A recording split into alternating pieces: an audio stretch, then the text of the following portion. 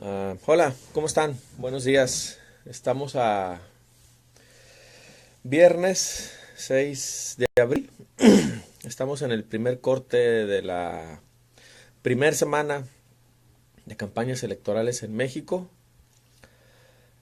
Como saben, bueno, las campañas iniciaron el pasado viernes 30 de abril y tanto el candidato José Antonio Meade como el candidato Andrés Manuel López Obrador decidieron iniciar hasta el domingo de resurrección. Mientras que Ricardo Anaya y la señora Zavala iniciaron, vamos a enderezarnos un poquito, iniciaron el propio viernes. La señora Zavala pues empezó en una concentración en el Ángel de la Independencia, como con 500 asistentes, hay 500 loquitos, 500 Zabalachairos. Este, curioso porque dices, bueno, si juntó 860 y tantas mil firmas que le permitieron registrar la candidatura e iniciar un evento, digamos, muy tradicional. Saludos, maestro Irán. Iniciar un evento muy tradicional en una concentración, hay un meeting o una especie de meeting. Pues apenas ahí con 500 locos, ¿no? Y luego Ricardo Anaya en la Expo Santa Fe, ahí mismo en la Ciudad de México, inició convocando a un hackathon ahí para que jóvenes que le hacen a la tecnología empiecen ahí a desarrollar algunas aplicaciones y soluciones para... Saludos, Julio César. Para hacer generar soluciones para los problemas nacionales, ¿no? Ya el domingo, el licenciado Andrés Manuel López Obrador empezó en Ciudad Juárez con un discurso ahí, haciendo un recuento de una serie de promesas de campaña, de apoyos, de programas sociales que van a aplicarse en la eventualidad o en el momento en que él ganara. No deja de tener un carácter interesante. Buenos días, Iván. No deja de tener un matiz interesante, ¿no? Que un candidato presidencial empiece en una ciudad fronteriza, no es común ver algo así. Y yo creo que ahí estrellita para el señor López Obrador. Eh, el candidato José Antonio Meade pues empezó ahí con en el sureste del país también, incluso aquí en el PRI municipal en Tijuana hicieron una transmisión ahí en vivo de sus palabras, de su mensaje, ¿no? Y bueno, mándanos a César Faz, buenos días. Pero tú estás en el DF, canijo, ¿cómo que a Tijuana? Pero saludos, cabrón, ya sabes que se te quiere. Eh, ya en la semana, bueno, sorprendió, y digo sorprendió entre comillas, Ricardo Anaya con una propuesta de reducir el IVA a la mitad, homologar las gasolinas, que pues suena muy padre, ¿no? El problema es que pues es una calca de una propuesta que ya hizo Andrés Manuel López Obrador justo aquí en Tijuana hace poco más de un mes. Entonces, pues suena interesante que diga que va a reducir el IVA, ¿no? Y comentaba ayer en una participación de radio, bueno, ¿y por qué el 8 y no el 5 o no pagar impuestos, ¿no? De IVA a la frontera, bueno, sobre pretexto de que competimos con California, que California tiene poco menos del 8% de IVA, pues Ricardo Anaya se fue ahí de frente, en el frente, a copiar tal cual, ¿no? La propuesta que ya había hecho Andrés Manuel López Obrador, y bueno, él sostiene que se opuso en su momento al aumento de la tarifa del IVA, etcétera, etcétera. Que bueno, pues si lo hizo está bien, pero yo creo que debió haber sido un poco más creativo, ¿no? Si iba a presentar una propuesta muy similar a la que ya presentó Andrés Manuel. Entonces ahí pues se vio como el niño copión de la clase, ¿no? Y yo creo que ahí pues una tachita para Ricardo. eh, la señora Zavala, bueno, no supe exactamente si hizo alguna propuesta esta semana, más bien esta semana ha sido como de estiramientos, ¿no? Todo el mundo está como saliendo de la modorra de las intercampañas.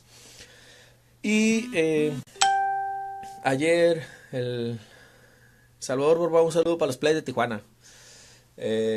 Ayer José Antonio Meade presentó no solo su hashtag 3 de 3, sino su hashtag 7 de 7, en un ejercicio, hay que decirlo, muy interesante,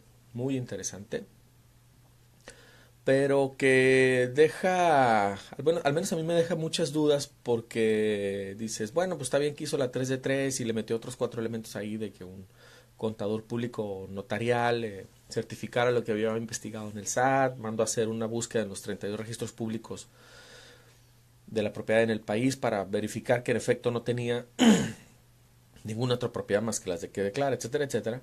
Y bueno, yo creo que podríamos estar de acuerdo en que José Antonio Meade, pues tiene unas credenciales académicas y de servicio público interesante, pero el hecho de que él se presente como un candidato ciudadano, no militante de partidos, que ha trabajado en dos gobiernos de colores distintos y una serie de características positivas, ¿no? El problema es que es el candidato del PRI, ¿no? Y en este sexenio particularmente, uno de los temas que más ha hecho enojar a los mexicanos, pues es el tema de la corrupción que campea en el país. Digo, ahí hay cuando menos, no sé, podríamos citar ahorita 10 casos, ¿no? de corrupción en el país. Y entonces, pues que José Antonio Meade venga ahora un poquito con esta cara amable y esta personalidad amable que tiene, bonachona hasta cierto punto, y decir, bueno, pues yo ofrezco un gobierno decente, ¿no? Habría que ver qué entiende por gobierno decente. Y en ese sentido, pues sí genera muchas dudas, ¿no? Como digo, no deja de ser interesante estos elementos adicionales que puso su declaración 3 de 3, la que por cierto no había presentado, y retó a un debate esta semana a los otros candidatos y en Twitter lanzó un tweet y pues ni Ricardo Anaya ni López Obrador lo tomaron en cuenta y curiosamente, y digo curiosamente, la señora Zavala sí le contestó y le dijo, sí, hagámoslo y hagamos el debate del patrimonio personal y familiar y no sé cuánta cosa, ¿no? Como saben, pues la señora Zavala está ahí puesta pues para echarle la mano, ¿no? En la boleta electoral, no para que vaya a ganar. Lo siento, Zavala Chairos, es la verdad. Lo siento, qué pena. Y bueno, ayer en la noche el presidente Peña nos sorprendió hasta cierto punto con un mensaje a la nación, interrumpieron y pusieron una cadena nacional, para hablarle y cantarle el tiro directo al señor Donald Trump, presidente de los Estados Unidos, la gente naranja, y decirle que pues que con la pena que si todos estos arrebatos y broncas que trae internos, pues que los vea en el Congreso, que los vea con la oposición y que pues ya a nosotros nos deje tranquilos, ¿no? Sorprende porque no sé, no recuerdo o debe haber pasado en muy pocas ocasiones que un presidente mexicano en la época contemporánea le haya hablado en ese tono y con esa firmeza a un presidente de los Estados Unidos, lo cual aplaudo, apruebo, me parece necesario. Creo que incluso el mensaje llega a destiempo, esta actitud firme de parte del presidente, decirlo públicamente, debió haberlo hecho hace muchísimo tiempo y no dejarlo todo en manos de Luis Videgaray, que bueno, como sabemos es el aprendiz ahí en la Secretaría de Relaciones Exteriores, y que su mérito, digamos, para ser canciller, pues es su amistad con Jared Kushner, el yerno de Donald Trump.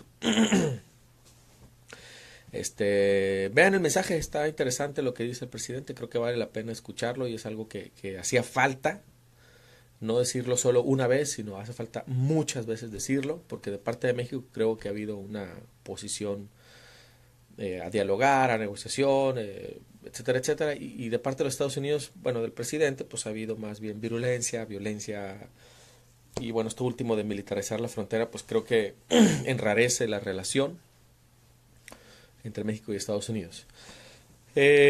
Por otro lado, bueno, ya casi para terminar, las encuestas señalan, pues en promedio, una ventaja de López Obrador sobre el segundo lugar, que puede ser Ricardo Anaya en unos y ya José Antonio Meade aparece en otras en segundo lugar, de entre 8, 10, 15, 20, 22 puntos, incluso por ahí, no sé si la de Bloomberg o la del Financiero ya hablaba de 20, 22 puntos.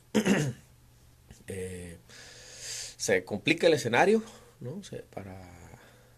Para los candidatos opositores a Andrés Manuel.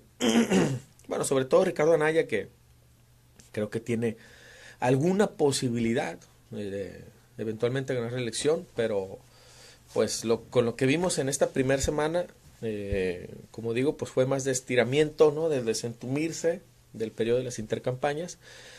Y pues la verdad es que tienen que, si pretende el frente o la coalición del PRI ganar la elección, pues tienen que ponerse muy, muy, muy creativos, darle un giro a su campaña, a Ricardo Anaya no le crees nada, es un robot así, vamos a hacer, no transmite autenticidad, ¿no? No se lo crees. Y es curioso porque pues es un chamaco de 38 años, ¿no? Y es curioso porque debería tener más simpatía de los jóvenes y resulta que la simpatía la tiene Andrés Manuel. No sé si porque Andrés Manuel, bueno, se ve como abuelito bonachón o algo así. Pero ese es un dato para mí que no deja de ser relevante y curioso. Y pues si esto yo creo que en un mes y medio no cambian las tendencias, ¿no? Muchos dicen que bueno, hay que esperar a mediados de junio, que el voto útil y demás. Pero la verdad es que pues se ve complicado el escenario para que en esta ocasión Andrés Manuel López Obrador no gane la elección. Tendría que, no sé, cometer una serie de tonterías y errores que hasta ahora pues más o menos se ha mantenido controlado, ¿no?